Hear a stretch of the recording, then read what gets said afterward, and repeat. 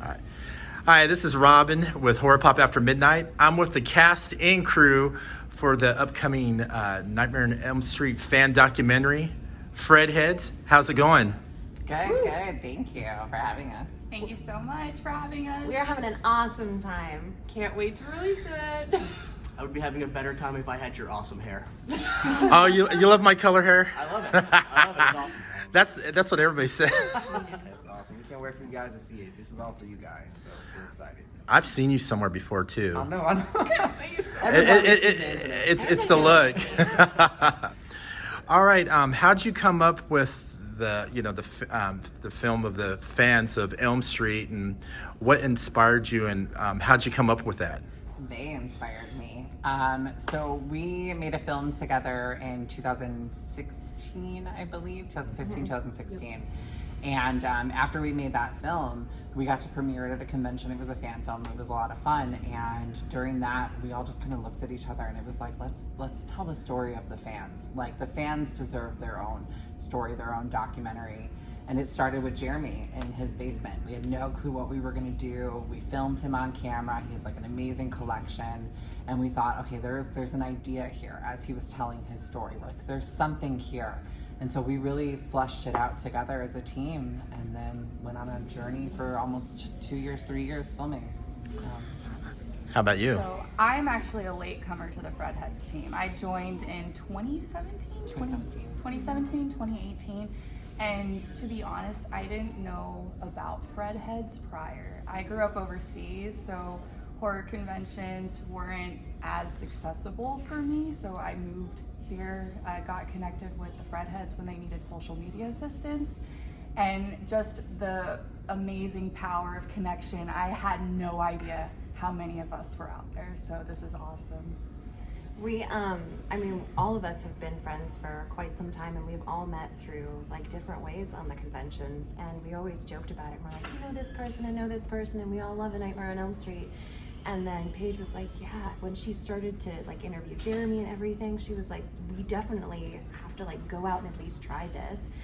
And it just evolved over time, and all of us here, and we just got out of a panel that Paige was on, and the filmmakers on there were like, oh my gosh, you got the whole team here. And we were like, yeah, this is pretty much what the documentary is about, is just having people that you meet and connect with over this. And it's about having that kind of family that you weren't born into, but you've made. So Yeah, absolutely. She's getting a look. She's like, I'm on the spotlight. What do I say now? No, we, like David said, we all met the conventions, and a lot of us came to the convention scene because of our love for Nightmare on Elm Street.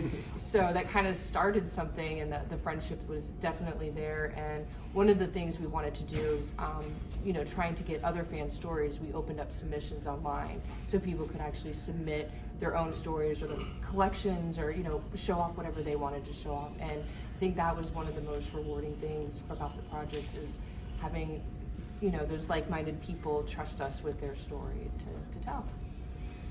So it's really interesting how all of us got to meet and know each other. So I'd been going to conventions for years. Me and Kim grew up in the same hometown, and we didn't even meet, even though we lived in the same hometown, until we were at a convention together. And I think I was drunk, and I had no shoes on. And, I was drunk too. And Were you half naked? Yeah.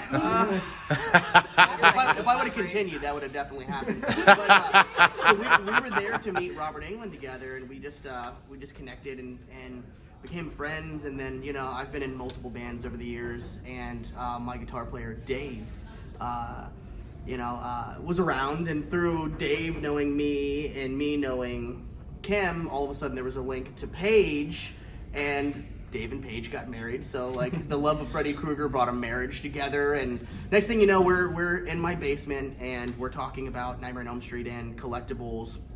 And then a little bit later, they said, we're gonna make a documentary. And they didn't outright, I guess they took for granted that I was automatically gonna know that I was a part of it, but they didn't ask me. So I was like, I waited, and I was like, hey, I would really love to be a part of this. And they were like, oh my God, no, you're like one of the main parts here. What are you talking about? And I was like, okay, cool. So we set out and we started filming, and I have to, be completely honest, this was absolutely, even though it's a group effort, it was Paige and Kim's, passion project and a labor of love for them.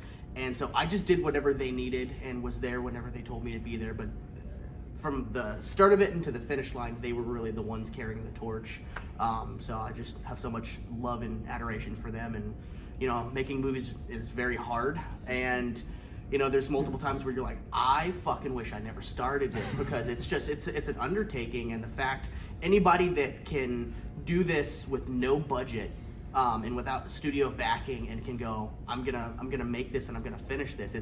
It's literally a small miracle that you get these things done. So all of my love and respect goes to them for you know, bringing this thing from concept to completion. Now let's talk to the stranger that we're supposed to know. Well, I mean, for me, it's mostly been about the connections. Like Paige and DeAndre, they're probably like my oldest friends, like out of this group, because we all met on Facebook first. And so, like, and that was just like little things, like we just talking about our love of Nightmare, and because we were all Nancy fans, and like you never really heard about Nancy too much, and we would always just talk about Nancy. And, you know, those connections just built, even though it was like, you know, through, you know, computer. And, you know, then once, you know, conventions really started coming around, and that's when I really started to like find all these people. And, you know, I met DeAndre at her very first con, and, you know, we hung out the entire, like, that was the first time we met. We just ended up hanging out the entire time. Like, nobody, every time somebody else came around, we just kind of, like, did our own little thing and, like, walked around. And, like, we were like, we're fine, thanks. And then, like, then a year later, me and Paige finally got to meet in person.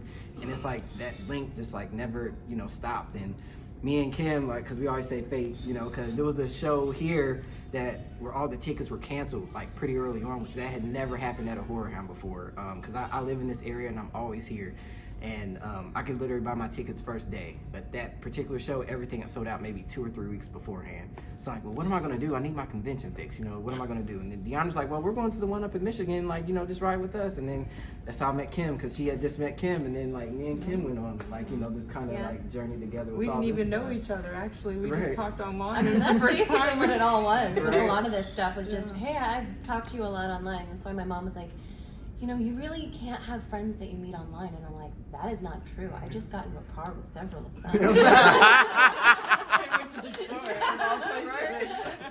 Hey, that sounds like a horror film itself, man. Because you don't know if you have a serial killer riding with you, right? It's the next Who film. is it? Next documentary. Anthony and I just met today. For the very first Very time. first time. That's It the was like- power of connection through this documentary. We've been talking for like what, 5? Yeah, like 4 or 5 5 years. years. Always communicating. 4 or but 5 that's years, finally yeah. the first time. And I met you guys all today. Except for that guy. Except for that Oh, yeah, we know someone from somewhere. Go way back. So, how many conventions did you go to cover this? And can each of you guys tell me a very interesting story of some of your Fredhead fans you talked to? It could be crazy. It could be, what the fuck did I just get into? All that great stuff. I think that we went to Scarefest, Horrorhound, several Days of the Dead, Well, several horror houses. several I Horrorhounds, think too, maybe. Chillerfest, Texas Frightmare, and then is that it? I love Texas The one in Frightmare. Chicago. Yeah, We'll was the just one say that the shot one. out. Was it Flashback?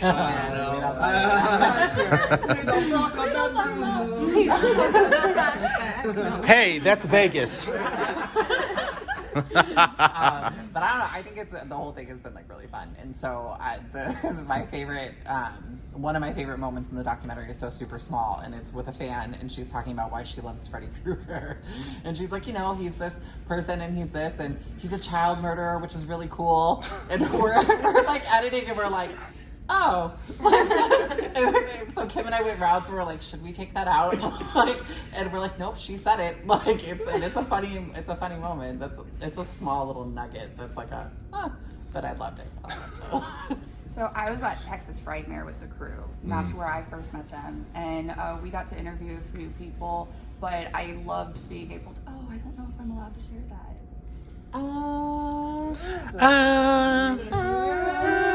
There's a special moment in the documentary that she has that's like a really sweet moment, and Oh, really? Yeah. Well, after this interview, you'll get a big hug. you have to come see it. Yeah, I'm gonna see it tomorrow. I'll just wait. Okay. But you're no fun. Boo. I have a couple. One of them is just to let people know, like, stay as the credits start because there's a little montage that I absolutely love. I think it's really special, and it captures like how much the fans love the series, and like just something stupid doesn't want to be like that, and then you're like, yeah, it means a lot to me. So that I love. And then the other thing is when we were in Frightmare, there is also a nice little we followed some other fans around, and we got to capture them kind of getting into the moment and everything, and I love that. I think that there's so much to that, and it's just really sweet to be able to see how that kind of goes for them and how fans express their different levels and types of ways that they love a franchise. Oh gosh, there's so many moments. I mean, I I'm love sitting all over the here, so I filming don't know. moments for sure. All right, here's a good moment. You but- met me. That was cool. Yes. But no, I think honestly, one of my favorite things of this whole project is when Paige and I got to lock ourselves in the what we call the editing room, which is really her living room. But we just locked ourselves away. I mean, there was one time I think we did like 11, 12 hours straight just editing.